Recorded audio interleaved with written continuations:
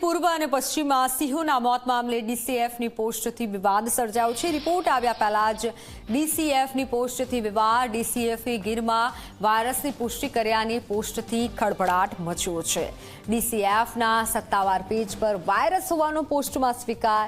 ડીસીએફના ફેસબુકમાંથી post delete કરવાની ફરજ પડી છે। સરકારે સેમ્પલ લીધા બાદ રિપોર્ટની જાહેરાત નથી કરી। ડીસીએફની પોસ્ટથી વન વિભાગના સિનિયર અધિકારીઓ નારાજ છે। ફોનલાઈન પર સંવાદદાતા કેતન બગડા જોડાઈ ચૂક્યા છે। કેતન, ડીસીએફે પોસ્ટ કરી ત્યારબાદ ડિલીટ કરી, શું વધુ જાણકારી? બિલકુલ મિત્તલ, ગીર પૂર્વ અને ગીર પશ્ચિમના સિંહોના મોતનો રિપોર્ટ હજી સુધી આવ્યો નથી।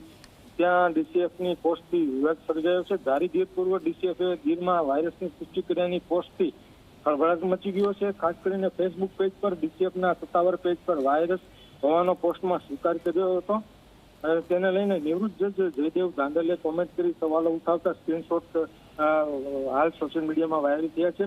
પર્યાવરણ નિષ્ણાંત અને સિંહ પ્રેમી જાણકાર નિવૃત્ત જજ જયદેવ દાંડલ સોશિયલ મીડિયામાં સામે આવ્યા હતા।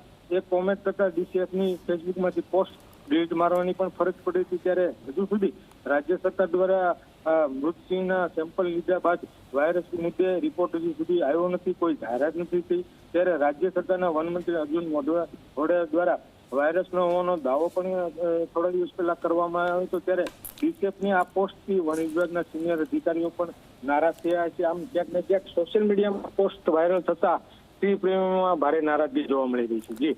જી જી બિલકુલ કેતન, આભાર માહિતી બદલ।